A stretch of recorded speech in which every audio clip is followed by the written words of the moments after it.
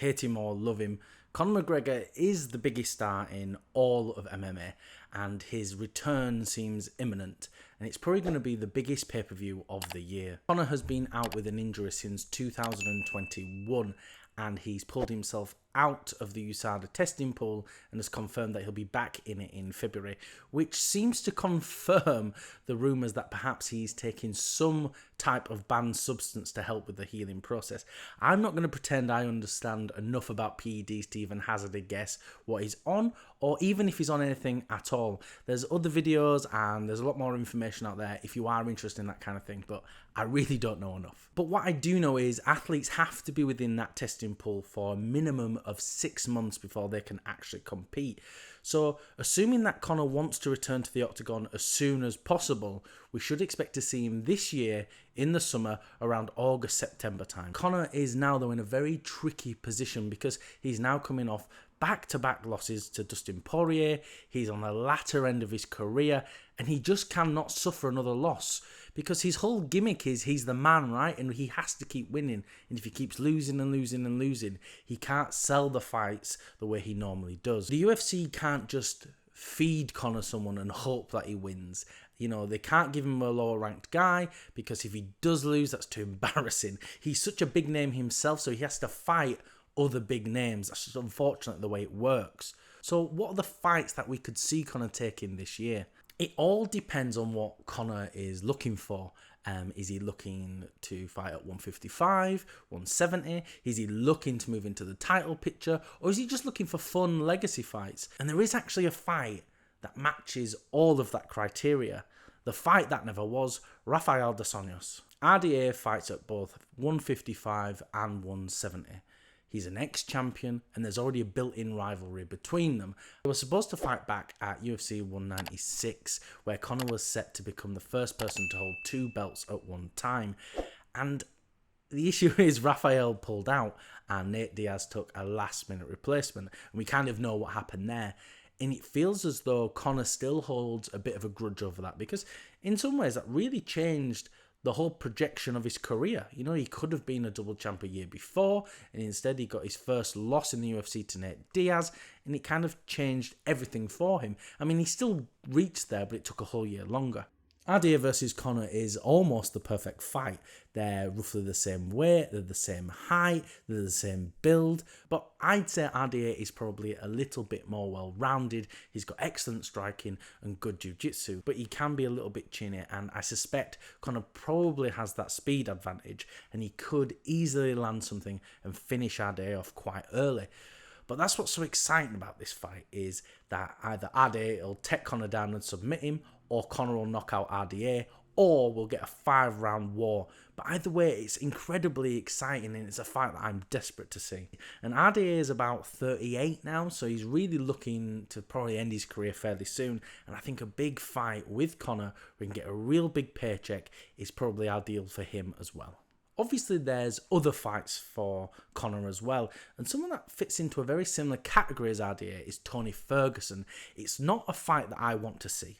I don't want the UFC to make this fight, but I think Tony will be pushing for it. Conor would probably want it because, not to be rude to Tony, it's probably a very easy fight for Conor now. If he wants that warm-up fight, Tony's just too old and too slow now. I think if it was in their primes, there'd be a very different fight, and it's such a shame that we never got to see that, but Conor was too busy fighting Mayweather and just too busy with his whiskey business to even contemplate UFC, which is a real shame, but that's what happened. I don't want to make this all about predictions, but I feel as though it's a very tough one for Tony because Conor just has that speed advantage, and Tony doesn't have his cardio anymore, he doesn't have his chin, and he certainly doesn't have his speed anymore. And I think Conor's just too accurate and too quick, and it'll probably be a rough night for Tony. But again, the same way with RDA, Tony's on his way out, his career's about to end, and again, it's another big payday and a fight that he's wanted for a long time.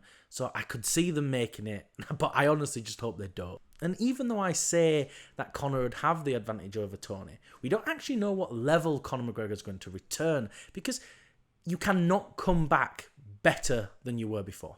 You know, if you have this huge injury where you've snapped your leg, You are just not going to be in the same condition. He's now older, he's had less octagon time during this period, and he's going to be slower. He's just not going to be the same fighter. Look at Anderson Silva. He went out with a very, very similar injury.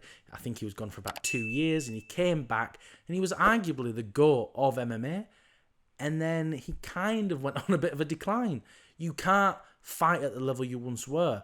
You know, he lost to a lot more people. He went on a losing streak. You know, he won a few fights here and there, but he was never the same person. And I don't think Conor will return the same person either, but we don't know. And perhaps it won't be as one-sided between Conor and Tony as I first thought. And there are other fights from at 170 as well. There's fighters like Jorge Masvidal, Wonderboy Thompson, high-level striking fights that I think could be really, really fun to watch. And if Conor can beat both of those guys, that really puts him in title contention at 170. Though, in all honesty, I don't really see Conor going for a title run again. But it's possible.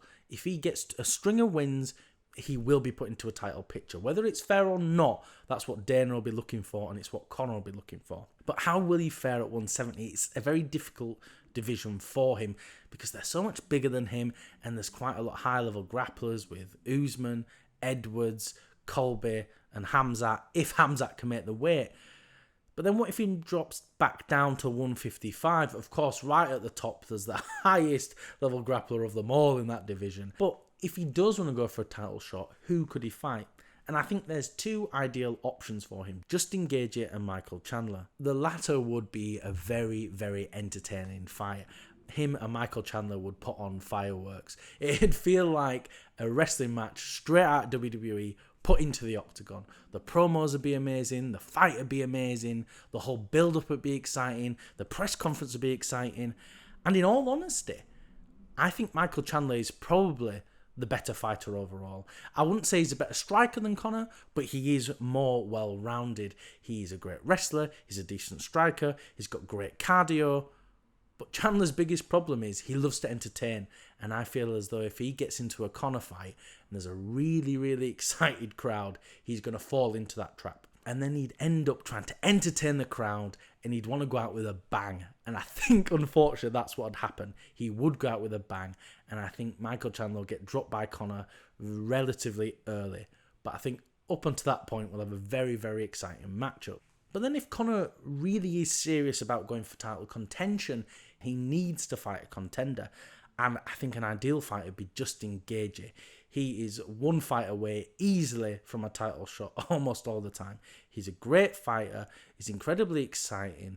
And I think him and Conor could put on an amazing fight. But it's a real tall order for Conor to win this fight because Justin Gaethje has some wicked leg kicks, and we know how Conor deals with those.